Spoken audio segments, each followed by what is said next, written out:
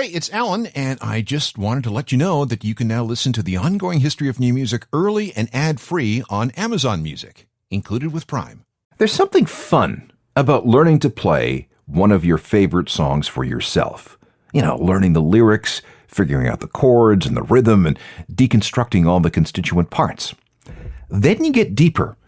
You begin to appreciate how everything fits together.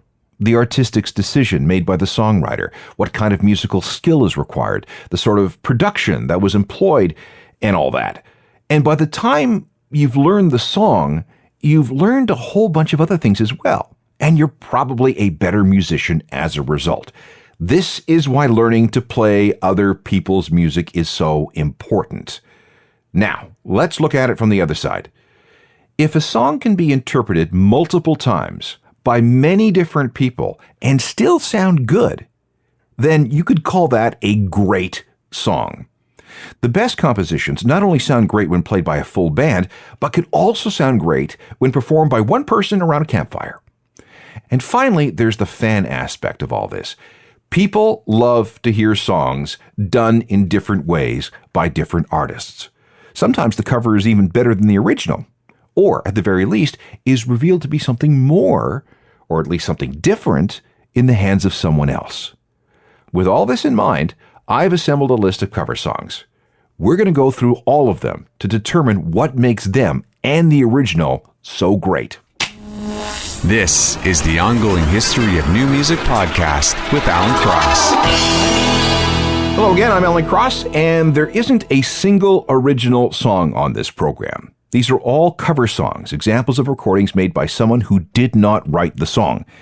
And each of these songs comes with a story. This isn't any kind of definitive list. These aren't the best or the worst or the most popular or anything like that. And yeah, there are hundreds, thousands of songs that we could talk about, but we only have so much time. So these 9 will have to do for now.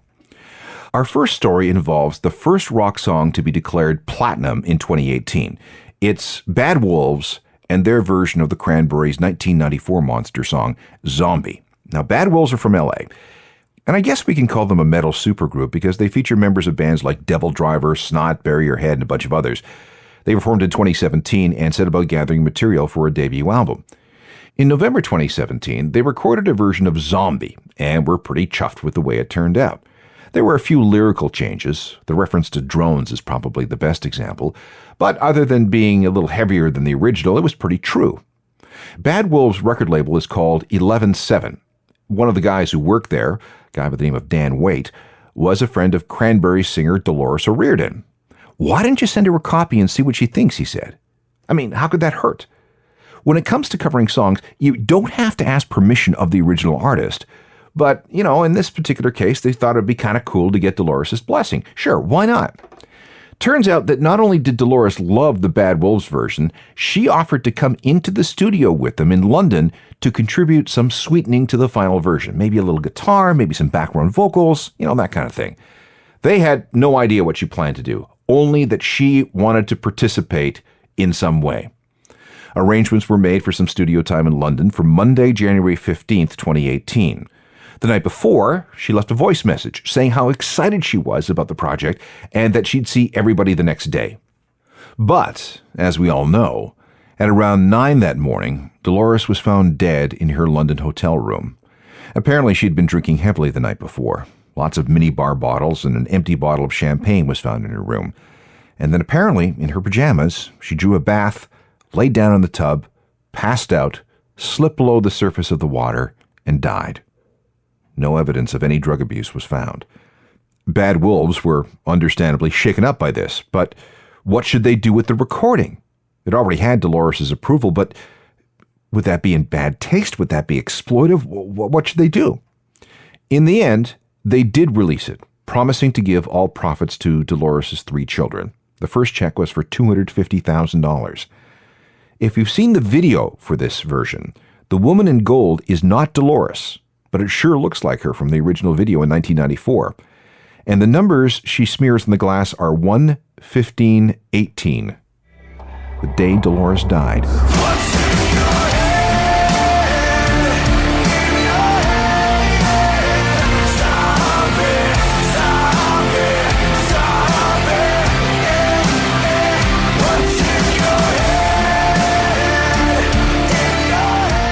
Our next cover is by Eddie Vedder. In 2006, his buddy Sean Penn started working on a movie called Into the Wild. It told the true story of Christopher McCandless, a guy who survived in the Alaskan wilderness back in the 1990s. Okay, spoiler alert here, he dies. Penn wanted Eddie to do the soundtrack. He'd contributed some songs to a couple of Penn's movies and thought it would be great if Eddie could do the whole thing this time. "Oh," Penn said, I want you to consider this song that I found. I think it'll work out great." Penn handed Eddie a long out-of-print CD from a Canadian artist who went by the name Indio. This was Gordon Peterson of Dundas, Ontario. In 1989, he issued a record on A&M Records in Canada called Big Harvest, and its main single was a song called Hard Sun, and it became a top 10 single. And then Gordon just walked away from the music industry. He didn't like how it worked, how it treated people, how it made him feel, so he quit. Big Harvest went out of print and was mostly forgotten, yet somehow Sean Penn found a copy someplace. Eddie had never heard of Indio or Gordon Peterson or the Big Harvest album, but he did love the song, and he agreed to include it with all the other songs that he wrote. He even brought in Corin Tucker of the Riot Girl band Sleater-Kinney to sing backup. When the movie came out and the soundtrack was released in September 2008, Eddie's Hard Sun was the single, and it became a hit. This came as a big surprise to Gordon Peterson. Again, I have to stress this, you do not have to ask a composer's permission to cover their song. All you have to do is give the original artist the proper credit so they can be paid royalties. This is the concept of the blanket license that applies in the music industry. And all was just fine for the first 18 months or so. It generated some good money. But Peterson then sued Eddie for A, not getting permission to cover the song, and B, quote, eroding the integrity of the song by changing some of the lyrics. Now, the original goes like this. "When she comes to greet me, she is mercy at my feet. When I stay to pillage her, she just throws it back at me." Okay, Eddie sings, "When she comes to greet me, she is mercy at my feet. I see her inner charm, she just throws it back at me." Okay, so there's that change and a couple of others like it, but Eddie kept the general structure and melody of the song pretty much exactly the same. The case wound its way through the courts until April 2010, when a judge ruled that Eddie did not materially infringe on Peterson's song. Meanwhile, though, the checks just kept on coming to Gordon, and his Big Harvest album was reissued after decades of being unavailable. It was really one weird situation. A big hard sun beating on the big people in a big hard world. Heart is a big hard sun. Our next cover is actually a cover of a cover of a cover. In 2001, Marilyn Manson was asked to contribute a song to the soundtrack of Not Another Teen Movie. Instead of writing something original, he decided that given the nature of the movie's plot, a version of the 80s hit Tainted Love was in order. Now, Tainted Love was best known as a product of the English technopop group Soft Cell. They released it as a single from their non-stop erotic cabaret album in 1981, and it was a massive hit. It entered the charts on 4 different occasions over the next decade or so. It sold millions, which is not bad for a recording that they banged off over a day and a half. But that too was a cover. Tainted Love was written in 15 minutes by a guy named Ed Cobb back in 1964. He gave it to a singer named Gloria Jones, who released it in May 1965 as, get this, a B-side to what was supposed to be a big single called My Bad Boy's Comin' Home. Both of those songs, side A and side B, were a total flop and the record disappeared. But then, in 1973, a British club DJ named Richard Searling was on vacation in the US looking for some interesting soul music. There was a tight scene back in England called Northern Soul. This was a dance movement centered in Northern England that worshipped American black soul music and Motown. Searling started playing Tainted Love as part of his set at a couple of clubs, and it set the dance floor on fire. Word got back to Gloria Jones, who re-recorded the song, and it failed again. By this time, though, she was the girlfriend of Mark Bolan, the famous British glam musician and friend of David Bowie. And this was all fine until September 16, 1977, when she was driving Bolan's Mini home from a night out, and something went wrong over a small bridge, and the car went out of control, hit a fence post, and then a tree. Mark Bolan was killed instantly. Again, Bolan owned the car, but he never learned how to drive. Why? Because he was afraid he'd die in a car accident. And he had bigger cars they could have been driving. An old Mini was a tiny, fragile thing. He could have had Gloria drive his Rolls Royce, but he had lent it out to another band that night. All this tied to this one song. And here's Manson's cover of it. Once I ran to you, now I run from you. This tainted love you give me, I give you all the boy could give you. Take my tears and that's not nearly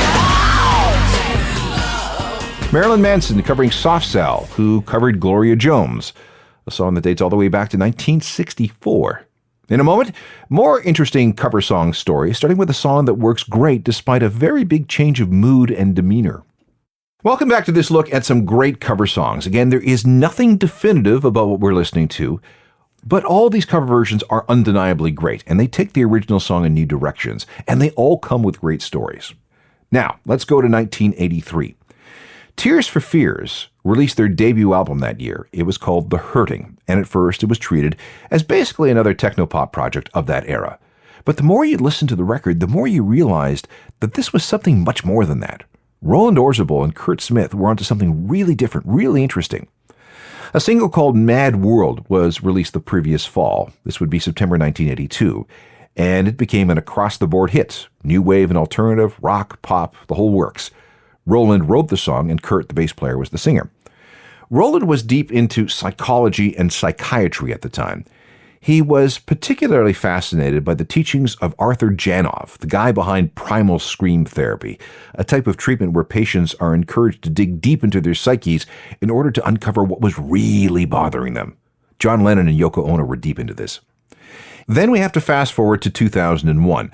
That's when a San Diego musician named Michael Andrews was contacted by director Richard Kelly, who was working on a movie called Donnie Darko. If you know the film, it's about a guy named Donnie who was compelled to follow some pretty apocalyptic visions. Andrew thought that Mad World would be perfect for the soundtrack. It was one of his favorite songs as a kid. But he knew he couldn't use it in its original form. It just wasn't quite right. So he reached out to his favorite singer, Gary Jules. The two of them had once been in a band together. Andrews stripped the song down to its basics, just piano, a mellotron, and a few other flourishes. This was partly for artistic reasons, but it was also for budgetary ones. Andrews didn't have a lot of money to work with, so he couldn't use too many other musicians. He also slowed the tempo down about 50%. This version of Mad World was issued on the official soundtrack of the movie and on DVD. And from there, though, it kind of took on a life of its own.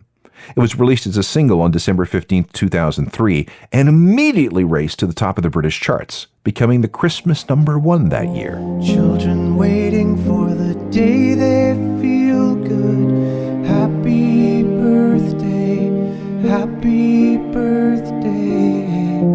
And to feel the way that every child should sit and listen.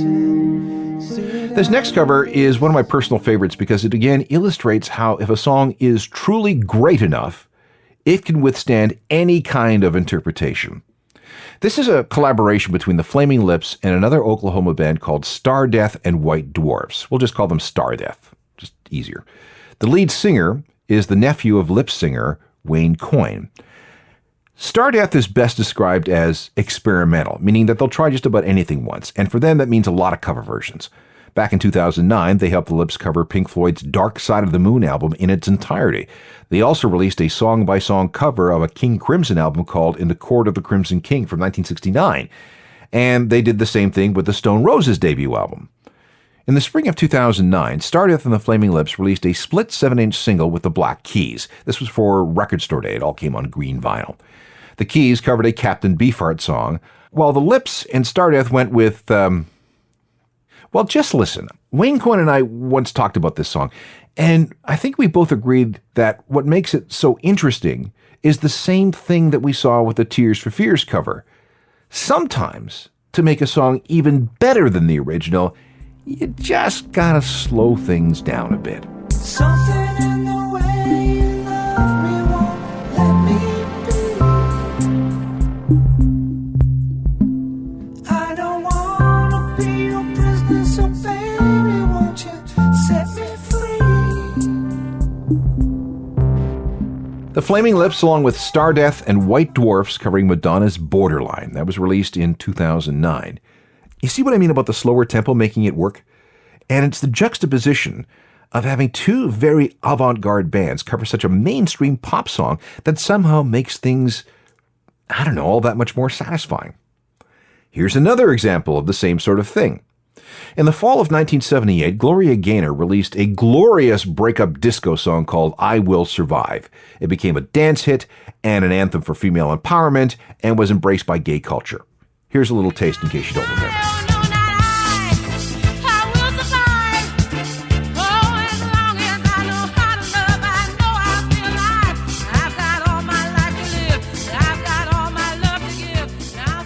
That song was such a big hit that in 2016, it was selected for preservation in the National Recording Registry of the United States. Huge honor. What people forget is that I Will Survive was a B-side. The proper single was a cover of a Righteous Brothers single entitled Substitute, but it stiffed. The good news was that DJs had discovered I Will Survive on the other side. They started playing it in the clubs, and the rest is history. It's since been covered dozens of times by artists around the world, which brings me to Cake. In 1996, I Will Survive was recorded for an album called Fashion Nugget. Gloria Gaynor, by the way, hates this version because Cake decided to include a swear word in the first verse that wasn't in the original. If you've heard the song on the radio at any point since 1996, there was an edit with the bad word snipped out. Now, Gaynor's opinion aside, I think the Cake version works. It flips the gender role and is played slower. And it's also an enduring alt-rock hit. I've got all my life to live. I've got all my love to give. I will survive. I will survive. Yeah, yeah. Cake, and a quirky alt-rock version of a disco anthem from 1978. We're going through a collection of cover songs done by alt-rock bands that highlight how great the originals are. No matter what you do to the original, no matter how much you fold, spindle, and mutilate, it will stand up to any interpretation. One of the great cover songs of the second decade of the 21st century involves Weezer and their version of Africa. And before we go any further, we have to have some backstory on this. Africa was a single from Toto's fourth album back in 1982. Toto was made up of some of the best session players in the world. For example, guitarist Steve Lukather plays the guitar on Michael Jackson's Beat It, while the drums are by Jeff Porcaro. Yes, Eddie Vedder does the solo, but all the other guitars are Steve Lukather. Toto was what we used to call a corporate rock band, the kind of project put together with the express purpose of being mainstream and selling as many records as possible. In other words, it was really highly uncool to be a corporate rock band. Certainly to a specific segment of the rock audience, including the alt-rock crowd. You were not supposed to like Toto. But if you stand back and you shed all your prejudices and biases, Africa is a pretty fine piece of music. The performances, the arrangement, the production. From a musical point of view, this is really solid stuff. It was released as a single and became a huge hit, even though Toto didn't really believe in the song all that much. They thought it was okay, but certainly not the hit that it became. Fast forward to 2018. Weezer had just celebrated their 25th anniversary. On tour, they often get playful with covering other people's material. Poker Face from Lady Gaga, Song 2 by Blur, Nirvana, Pink Floyd, Black Sabbath, The Clash, Green Day, Beach Boys, Coldplay, dozens of covers. They'd become rather famous for doing this sort of thing. Meanwhile, Toto's Africa had become something of a meme, especially after it was featured in the Netflix show Stranger Things. And if there's one thing Weezer is, it's that they're very plugged into memes. But, for whatever reason, they seem to have missed this one. Back in September 2017, a 14-year-old girl from Cleveland named Mary Klim started a Twitter campaign under the name @WeezerCoverAfrica. She heard the song on Stranger Things and became obsessed with the idea of Weezer covering it. No idea why, she just wanted it to happen.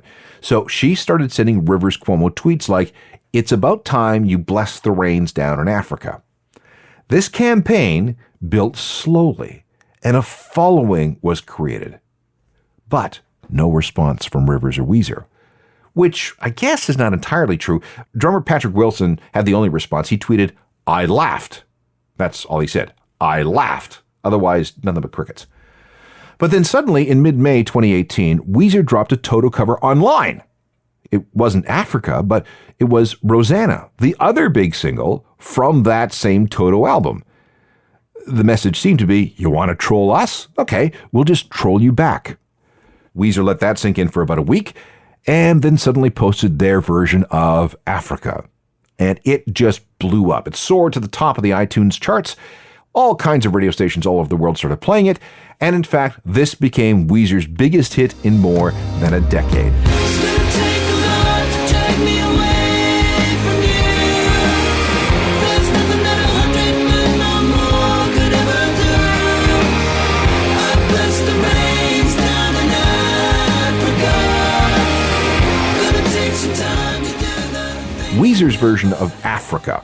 And Toto, the original band behind the song, is absolutely thrilled about what Mary Clem of Cleveland did for the song. Steve Lukather even sent her a video message thanking her with Ringo Starr goofing around in the background. It's a really great story. Now on to Dolly Parton. Okay, stay with me on this. She is one of the greatest songwriters of all time. No woman has been honored more in the realm of country music than her.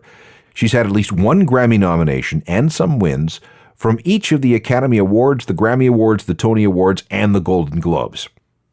In the fall of 1973, Dolly released a song called Jolene, and the narrator pleads with another woman not to take her man.